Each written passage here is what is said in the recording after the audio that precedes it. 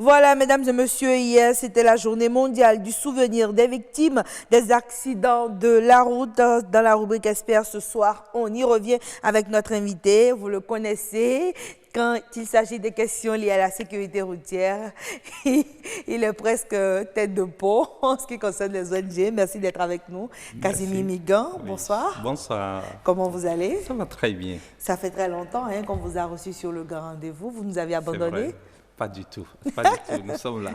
Ce qui est sûr, on a su vous avoir au bon moment. Vraiment. Avec vous, on va parler d'un sujet dont on débat presque à chaque fois, mais Oui. tant que les victimes continuent à être nombreuses, on finira toujours par en parler. Alors dites-nous un peu, quand on parle de trafic routier, est-ce que c'est possible qu'on puisse véritablement mettre en place des mesures qui permettent de réduire considérablement le nombre d'accidents? Bien sûr. Et déjà, je salue les téléspectateurs et je voudrais nous rassurer que lorsqu'on parle des mesures, d'autres pays l'ont fait. Et ils ont mis en place des dispositifs qui ont marché. La belle preuve, aujourd'hui, la Suède peut dire oui, peut se vanter du fait qu'ils se sont fixés comme objectif zéro accident et ça marche. Et il y a eu plusieurs pays qui ont fixé des objectifs, même pour des villes, et ça marche. Ce qui voudrait dire que si ça a marché dans ces pays, ça doit pouvoir marcher dans notre pays. Je prends le cas de la France également, la France dont nous essayons de copier un peu. La France, à un moment donné, au temps de Chirac a décidé de changer les donnes. Et lorsqu'il a décidé, le taux, on a vu que ça a baissé considérablement. Il y a eu des mesures qui ont été prises. La sécurité routière est devenue une priorité de l'État. Et nous avons vu ces changements. Donc pour vous, tout dépend des mesures? Tout dépend des mesures, de la volonté politique et également une bonne dose d'action mêlée à la sensibilisation au niveau des usagers. Vous savez, nous avons 3 éléments qui entrent en ligne de compte. On reviendra sur ces éléments-là, mais si vous permettez, est-ce que vous avez de bonnes nouvelles pour nous ce soir? Est-ce qu'on peut dire que le nombre de victimes sur nos voies a relativement baissé par rapport à l'année passée? Bien sûr, et il faut reconnaître qu'à travers les actions que nous sommes en train de mener, non seulement nous voyons chaque fois que la population, il y a une augmentation au niveau de la population, et donc du coup on doit avoir une augmentation au niveau du taux de décès, mais ça a diminué, Avant, nous comptons toujours suivant les statistiques de CNSA, et nous avons avant plus de 700 décès, mais depuis... Plus de 700 décès par an? Par an. Et ça, c'est le CNSA. Et puis, au niveau de l'OMS, nous avons plus de 3000 décès par an. 3000 décès. 3000 décès, et toujours parce que les statistiques ne prennent pas en compte tous les décès, ce n'est que les constats qui sont pris en compte. Mais aujourd'hui, avec les données, les dernières informations que nous avons, nous sommes en dessous totalement de 700, nous sommes vers les 670 environ. Donc, c'est un élément très important. Nous nous réjouissons pour la diminution de 30. La diminution, normalement, ça devait suivre l'augmentation de la population parce qu'au moment où on parlait, on était à 9 millions. Aujourd'hui, nous savons que nous tendons vers 11 millions déjà au-delà. Ah oui, donc, il faut... Par rapport à ces chiffres, on se rend compte qu'effectivement... Voilà. Et avant, il n'y avait pas assez de villes urbaines. On avait le développement au niveau des villes et autres. Donc pour vous, les risques sont beaucoup plus grands aujourd'hui qu'hier. Ils sont plus grands qu'hier. Et pourtant, le nombre a diminué. Et le nombre a diminué. Et ça, c'est au niveau des statistiques. Et nous ne devons pas, évidemment, nous réjouir tellement de ça. Mais l'objectif pour nous, ce que nous sommes fixés dès le départ, en 2011, au lancement de la décennie, c'est de stabiliser le taux que nous avions en moyenne de 700, mais diminuer ça de moitié. C'est vrai, on a fait un effort, mais l'effort n'est pas ce que nous espérions à la fin de 2020. Alors, il ne faut pas baisser les bras, il ne faut pas croiser aussi les doigts. Oui. Mais dites-nous déjà, quelles sont ces mesures-là? Quelles sont les mesures les plus importantes, les plus urgentes au niveau de chaque individu d'abord, pour éviter les cas d'accident? Les mesures, si moi je dois proposer quelque chose tout de suite comme mesure qu'il faut, c'est réellement revoir du coup notre code de la route et qui est en cours, c'est d'essayer de faire de telle sorte que ça soit adapté à la réalité de notre pays. Donc pour vous, notre code il est un peu déconnecté de nos réalités? Non, on a un code de 1956. Ce n'est pas actualisé. On est en 2019. On est en 2019. Beaucoup de choses ont changé.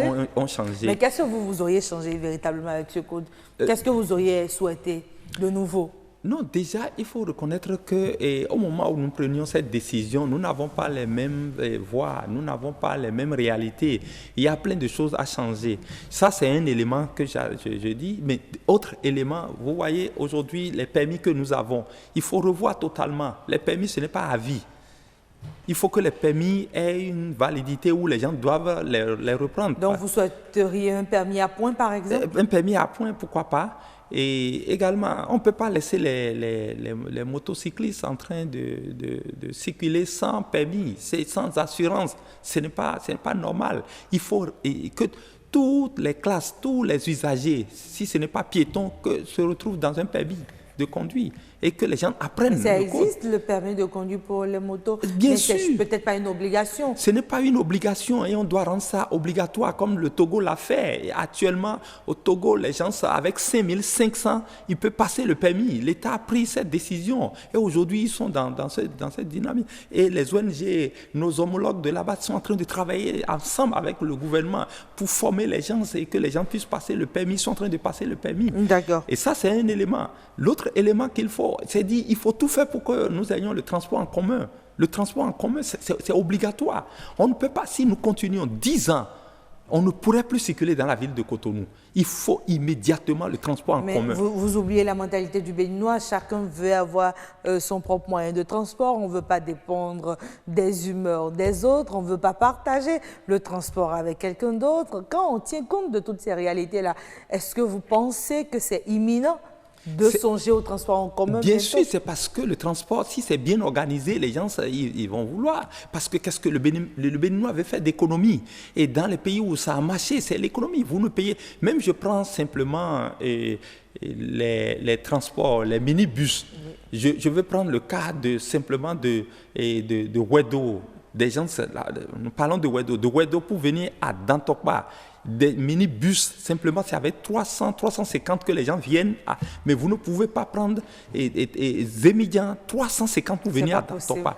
Vous ne pouvez pas prendre 300 mètres de l'essence 350 dans votre moto ou voiture pour venir. Ce qui veut dire que, d'une manière ou d'une autre, si c'est bien organisé, le transport est bien organisé, on fera. Le transport, ce n'est pas seulement les bus. J'insiste également sur le transport et ferroviaire. Et c'est très, très, très important. Vous voyez, nous avons vécu par le passé quand nous, on était tout petits. Vous avez entendu le train siffler? Nous prenons ça suffit d'avoir entendu le train siffler. Et c'était très intéressant. Et aujourd'hui, quand on regarde Porte-Nouveau et puis Calavi et autres, pourquoi pas fluvial également. Donc, le transport fluvial aussi.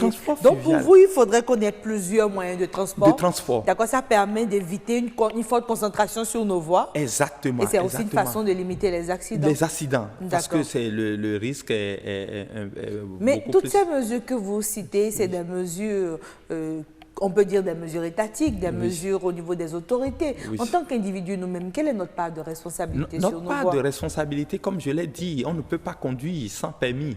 Et deuxièmement, nous devons connaître le code, tout le monde. Je prends un exemple, ce qui est courant que nous voyons régulièrement, vous voyez, ne pas connaître le code. Les panneaux stop. D'accord. Vous voyez, quand des gens ils sortent des rues et autres, ils ne regardent même pas. Est-ce qu'ils doivent s'arrêter d'abord avant de continuer? Et puis, immédiatement, ils se retrouvent nez à nez avec un autre véhicule. Vous voulez parler des usagers à deux roues? Les usagers à deux roues, et tous, ou même les conducteurs de 4 à 4 et autres, tout ça, c'est dangereux. Mais l'autre chose, vous voyez, nous-mêmes, en tant qu'individus, que nous devons savoir que nous avons une responsabilité. Parce que quand on prend les accidents de circulation, l'homme se retrouve au centre de tout. C'est l'homme qui construit les véhicules, c'est l'homme qui construit les routes, et c'est l'homme qui est au cœur de tout le dispositif dont on parle. Donc, l'homme doit prendre conscience. Et si vous voyez, dans nos rues. Ce n'est pas seulement en mettant les rues, en voyant les moyens de déplacement, mais la courtoisie simplement. La courtoisie au volant. Courtoisie au volant, oui, il y a ça c'est des principes. Si vous permettez, il y a un aspect que vous avez évoqué qui m'intéresse. Est-ce qu'il y a une part justement qui revient au dysfonctionnement des véhicules utilisés, des engins utilisés, des engins mis sur nos voies? Bien sûr. Ça, on n'en parle pas souvent. C'est ça, c'est là le danger, parce que ces trois aspects, comme je l'ai dit, il y a les infrastructures, il y a le véhicule que nous utilisons dans notre pays ici. Je me rappelle, je le dis toujours, parce que quand on était tout petit, les motos qui étaient utilisées, on n'a pas les mêmes vitesses avec ces motos. Aujourd'hui, n'importe quelle moto entre, c'est sans contrôle. Les véhicules d'occasion, les véhicules de 20 ans, on les retrouve. De 35 ans, on les retrouve. Les véhicules, quand c'est encore les gros porteurs, vous verrez, c'est des véhicules de 40 ans, 50 ans, qui sont prêts à utiliser des bidons comme essence et autres. Donc, c'est pour dire simplement que nous devons contrôler également les véhicules qui entrent. Nous devons encourager les véhicules neufs. Oui, mais ça a un coût. Ça a un coût. Non, D'accord, j'ai compris le temps. Vous avez encore 30 secondes. 30 secondes pour conclure, 30 secondes pour nous rappeler un peu qu'est-ce qui urge aujourd'hui quand on parle de la réduction du nombre d'accidents. Qu'est-ce qui est urgent? Ce qui est encore urgent aujourd'hui, c'est l'après-accident. C'est l'après-accident.